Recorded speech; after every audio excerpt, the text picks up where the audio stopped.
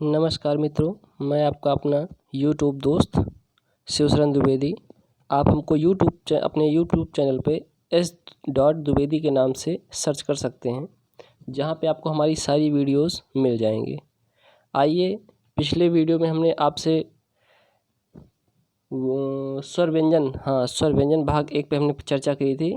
आज हम स्वर व्यंजन भाग 2, जिसमें अल्पप्राण, महाप्राण, अघोष, सघोष, ये सारी बातें हम आपसे करेंगे। तो श्वास की मात्रा के आधार पर हमने पिछली कक्षा में कहा, श्वास की मात्रा के आधार पर, और उसके बाद स्वर तंत्री में श्वास के कंपन के आधार पर एक ये था, और तीसरा था उच्चारण अवयव द्वारा श्वास के अवरोध के आधार पर। आज हम इसी पे चर्चा करेंगे मित्र। आइए आपको ले चलते हैं। श्वास की मात्रा के आधार पर अल्पप्राण और महाप्राण को हम देखते हैं। तो सबसे पहले हम अल्पप्राण को देखते हैं, जिसको शुद्ध रूप से बोला जाए तो इसको अल्पप्राण कहा जाता है। तो आइए मित्र आगे बढ़ते हैं। जिन वर्णों के उच्चारण में कम प्राणवायु घर्षण करती है उसे अल्प प्राण कहते हैं। इनकी संख्या 19 है। इसमें वर्ग का पहला, तीसरा, पांचवा एवं यण प्रत्याहार अल्प प्राण कहलाता है।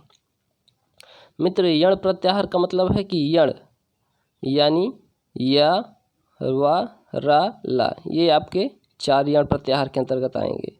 तो बात करते हैं अल्प प्राण की। अल्प प्राण को हम 135 यण प्रत्याहार डायड कह सकते हैं, जिसमें वर्ग का पहला, तीसरा और पांचवा आता है।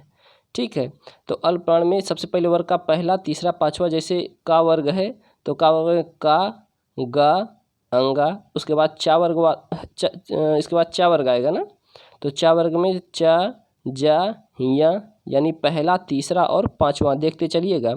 इसके बाद टा वर्ग आएगा तो ट, ड, ड़, और उसके बाद ता वर्ग आएगा तो त, द, न। उसके बाद पा वर्ग आएगा तो पा, बा, मा। देखते चलिए, वर्ग का तीसरा और वर्ग का पहला, तीसरा और पांचवा देखते चलिएगा मित्र। वर्ग का पहला, तीसरा और पांचवा ही लगातार चल रहा है। ठीक है, उसके बाद यण प्रत्याहार, पा, बा, मा के बाद यण प्रत्याहार यानी या, रा, ला, वा। ये कुल मिला के मित्र 19 हुए। ठीक, कितने हुए टोटल? 19, यानी अल्प प्राण की संख्या कितनी है? 19। आइए आगे बढ़ते हैं। अब महाप्राण की बात करते हैं। जिन व्यंजन वर्णों के उच्चारण में अधिक प्राणवायु घर्षण करती है उसे महाप्राण कहते हैं। इनकी संख्या 14 है। इसमें वर्ग का दूसरा, चौथा एवं शल प्रत्याहार, अभी तक जैसे वर्ग का पहला, तीसरा, पांचवा यानी 135 यण प्रत्याहार था, इसमें वर्ग का दूसरा और चौथा, इसको हम कह सकते हैं 24 शल प्रत्याहार। एक प्रकार से जब हमको बोलना हो या हमको रटना हो तो हम इस शब्द से इसको संबोधित करेंगे, जिस 24 शल प्रत्याहार। क्या होता है? ये महाप्राण होता है। आइए आगे देखते हैं कि कौन कौन से हैं। वर्ग का दूसरा आप जानते हैं खा होता है, और वर्ग का चौथा क्या है? घा है, ये का वर्ग में है। उसके बाद छा और झा आएगा, फिर इसी क्रम में आगे बढ़ते चले जाइए। फिर ठा और ढा आएगा, फिर था और धा आएगा, फिर फा और भा आएगा। उसके बाद सल प्रत्याहार, मतलब आप अपना ग्राफ बना लीजिए, देखते हुए चलिएगा। उसके बाद सल प्रत्याहार, सल में कौन कौन से शब्द आते हैं सल प्रत्याहार के अंतर्गत? शा, खा, शा, हा, क्योंकि ला क्या होता है? इति संज्ञक वर्ण होता है। क्योंकि जब हम प्रत्याहार बनाते हैं तो हम लास्ट वाले की गणना करते हैं, लेकिन जब हम उसके अंदर गणना करते हैं तो हम लास्ट वाला क्या होता है? इति संज्ञक वर्ण होता है, इसलिए हम उसको क्या करते हैं? माहेश्वर सूत्र में छोड़ते चले जाते हैं। ठीक है, इनकी संख्या कितनी है? 14 है। आइए अब दूसरा देखते हैं। स्वर तंत्री में श्वास में कंपन के आधार पर, तो यहाँ पे आपको अघोष और सघोष मिलेगा, जो कि अल्पप्राण, महाप्राण, अघोष और सघोष बहुत ही महत्वपूर्ण दृष्टिकोण है प्रतियोगी परीक्षाओं की दृष्टि से। ठीक है, क्योंकि होता क्या है मित्र कि अघोष, सघोष, अल्पप्राण, महाप्राण इतना आसान है। अगर हम लाइव क्लास आपको हम जब पढ़ाएंगे तो वहाँ पे हम आपको और अच्छे से विस्तार में एक एक चीज़ अलग अलग करके बताएंगे। इसमें थोड़ा सा आपको हम कम दे पा रहे हैं। अगर जब हमारा लाइव क्लास चलेगा तो हम आपको वहाँ पे पूरा अच्छे से तोड़ के बता देंगे। बाकी ऑफलाइन कक्षा है, कोरोना ख़त्म होने के बाद ही हम आपको प्रोवाइड करा पाएंगे। चलिए आइए आगे बढ़ते हैं। अघोष और सघोष, तो अघोष व्यंजन सबसे पहले आता है। तो जिन ध्वनियों के उच्चारण की प्रक्रिया में स्वर तंत्र में कंपन न हो उसे अघोष व्यंजन कहते हैं। इसमें वर्ग का पहला और दूसरा अघोष व्यंजन कहलाता है। कौन सा? वर्ग का पहला और दूसरा, जैसे क ख च छ ट ठ त थ प फ और श ख श। ठीक है, ये क्या है आपका वर्ग का पहला और दूसरा। ठीक है, उसके बाद ऊष्म व्यंजन श ख श, ये ऊष्म है ना। ठीक, अघोष होते हैं। आइए, इनकी संख्या कितनी होती है? 13 होती है। इनकी संख्या 13 होती है। आइए अब आगे बढ़ते हैं। सघोष या घोष, एक चित्र में एक चीज़ आपको ध्यान देना है मित्रों कि सघोष और घोष ये दोनों एक ही चीज़ है। कभी कभी लोग क्या करते हैं, प्रमादवश ये कह देते हैं कि घोष और सघोष ये अलग अलग है, लेकिन नहीं, इतना ध्यान, जो घोष है वही क्या है, सघोष है। हाँ, कंफ्यूज मत होइएगा। चलिए आगे बढ़ते हैं। जिन व्यंजनों के उच्चारण में स्वर तंत्र में कंपन हो सघोष व्यंजन कहलाते हैं। इसमें वर्ग का तीसरा, चौथा, पाँचवा, उसमें मतलब अघोष में क्या था 12 हम कह सकते हैं, और इसमें क्या है 345, यानी वर्ग का तीसरा, चौथा और पाँचवा सघोष व्यंजन होता है। चलिए आइए देखते हैं। जैसे ग घ अंग्या, ज झ इया, ड ढ ड़, द ध न, ब भ म, या रा ला वा और हा। ये आपके कितने हो गए 20। इनकी संख्या कितनी होती है 20 होती है। अघोष आपका क्या है, अघोष 12 और सघोष 345। अगर हम अपने शब्दों में कहें तो एक मतलब जो हमारा अपना ट्रिक होता है कि इसको क्या कह सकते हैं, अघोष को हम 12 कह सकते हैं और सघोष को हम क्या कह सकते हैं 345, और अल्प प्राण को हम क्या कहते हैं 135 यण प्रत्याहार, और महाप्राण को क्या कहते हैं 24 शल प्रत्याहार। चलिए आगे बढ़ते हैं।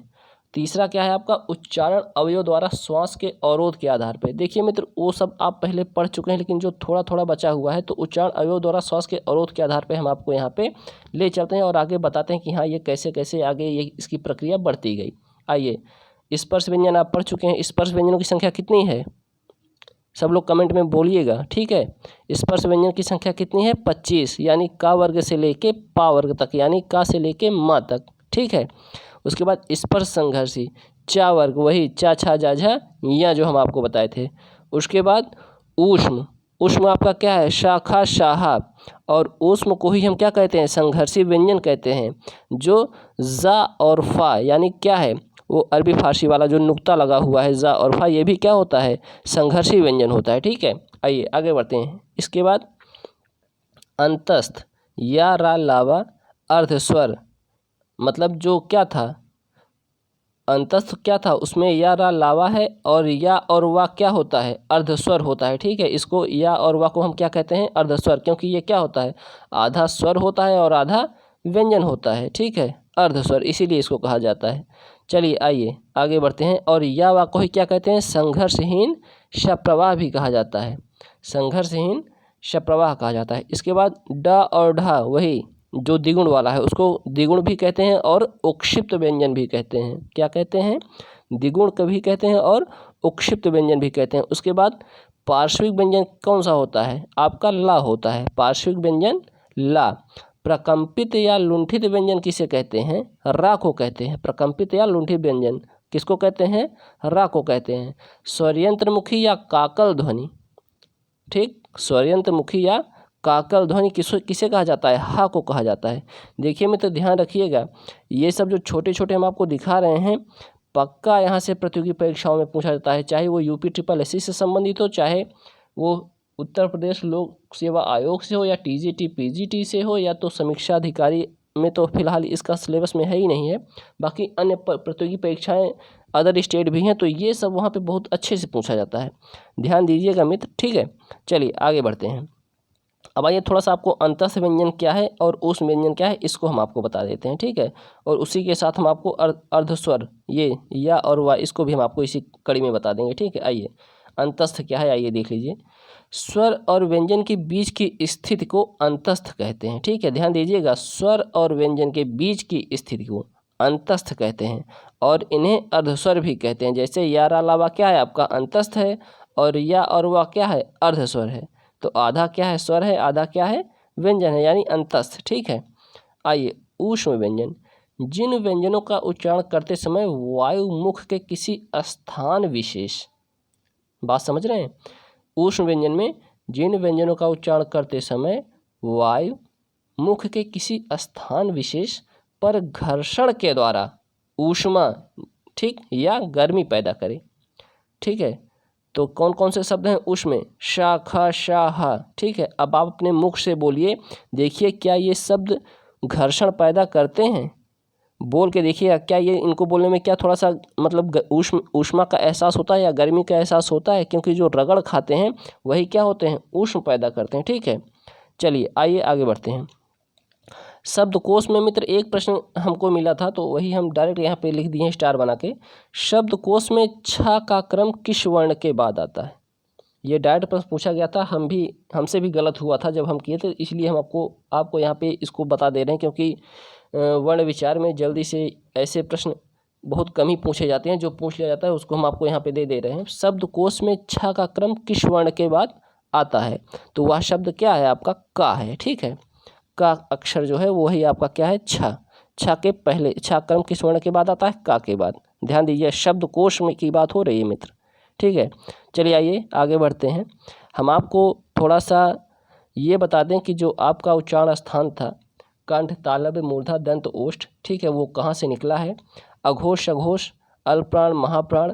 ठीक है, हम आपको कैसे एक जगह सेट किए हैं हम आपको आइए दिखाते हैं। और आप हो सकता है कि इसको क्या, ये जो हमने ग्राफ बनाया है इसको अपने नोट्स में ज़रूर बना लीजिएगा और कहीं पे अपनी दीवार में अपने घर पे चिपका लीजिएगा। ठीक है, और आप जितनी बार इसको देखेंगे उतना क्लियर हो जाएगा, क्योंकि अल्पप्राण, महाप्राण, अघोष, सघोष ये इतना अच्छे से पूछा जाता है एग्ज़ाम में कि अगर आप प्रतियोगी परीक्षाओं में अगर एक आध दो एग्ज़ाम दिए होंगे तो आपको मिला ज़रूर होगा। ठीक है मित्र, आइए आगे बढ़ते हैं। सबसे पहले हमने वर्ग का ग्राफ बनाया उच्चारण स्थान का। कंठ से क्या है? कंठ उच्चारण स्थान, फिर तालु, मूर्धा, दांत और ओष्ठ। आइए, तो सबसे पहले अघोष हमने आपको क्या बताया था? अघोष 12 वर्ग का पहला और दूसरा अघोष, और सघोष हमने क्या बताया? 345। ठीक है, और अल्पप्राण 135 अल्पप्राण, और महाप्राण क्या बताया था हमने आपको? 24 दूसरा और चौथा वर्ग का। ठीक है, आइए अब आगे बढ़ते हैं। तो देखिए, कंठ से क, ख, ग, घ, अंगा, ठीक है, और तालु से ट, तालव्य, तालु से चा, छा, जा, झा, या यहाँ फिर थोड़ा सा गलत हो गया है, ध्यान दीजिएगा। तालु में यहाँ पे पहले चा होना चाहिए, चा, छा, हाँ, यहाँ जो हमने टा कर दिया है इसको आप लोग सुधार लीजिएगा, यहाँ पे चा होगा। तो चा, छा, जा, झा, या, और मूर्धन यानी मूर्धा क्या है? वो ट, ठ, ड, ढ, ड़ा। दंत क्या है आपका? ता, था, दा, धा, ना। ओष्ठ क्या है? पा, फा, बा, भा, मा। अब आइए मित्र देखते हैं, क्योंकि हमको महाप्राण और अल्पप्राण, अघोष, सघोष के साथ ही हमको ऊष्म और अंतस्थ को भी सेट करना था। ठीक है, तो हमने देखिए तालव्य वाला जो महाप्राण शा को क्या कहते हैं? तालव्य वाले शा को महाप्राण भी कहते हैं, और मूर्धन्य शा भी को क्या कहते हैं? अघोष महाप्राण भी कहते हैं, और दंत शा को क्या कहते हैं? अघोष महाप्राण कहते हैं। इसलिए हमने तालव्य के साथ शा के साथ तालव्य को जोड़ दिया है, मूर्धन्य के साथ मूर्धा को जोड़ दिया है, दंत के साथ दंत शा को जोड़ दिया है। ठीक है, अब जो या व राला होते हैं वो क्या होते हैं? सघोष अल्पप्राण होते हैं। या व राला क्या होते हैं? ऊपर तीसरा नंबर देखिएगा, सघोष अल्पप्राण होते हैं। तो इसको हमने इसीलिए जोड़ा कि तालव्य क्या हो, तालव्य के साथ ही हमने क्या किया, क्योंकि तालव्य से या भी मिलता है कहीं कहीं। ठीक है, इचु यशा नाम तालु, अगर आप संस्कृत में पढ़ें तो या और तालव्य शा भी मिलेगा, इचु यशा नाम तालु। ई छोटी ई या बड़ी ई, चा वर्ग यानी चा, छा, जा, झा, या। ठीक है, इचु या शा यानी या और तालव्य शा नाम तालु। ठीक है, तो ध्यान दीजिएगा ऐसे ही है, क्योंकि संस्कृत में से जो है वो आपको एक ही लाइन में सब अलग अलग कर दिया है, और सामान्य हिंदी में क्या होता है कि हमको पूरा विस्तार से देखना होता है। ठीक है मित्र, आइए आगे बढ़ते हैं। तो सघोष अल्पप्राण, या व राला। ठीक है, और घा क्या है? घा कहता है, हा क्या कहता है कि हम घा के साथ ही रहेंगे। तो इसीलिए हमने पहले ही बताया था आपको कि संस्कृत में क्या होता है? अकुह विसर्जनीय नाम कंठ। ठीक, तो वहाँ पे क्या है? अकुह का वर्ग या हा। ठीक है, तो सघोष महाप्राण में हा आता है। ठीक, आइए मित्र, आज के लिए बस इतना ही। हम आपको ले चलते हैं फिर नेक्स्ट वीडियो में, फिर वहाँ से आपको फिर हम नए नए वीडियो देते रहेंगे। धन्यवाद।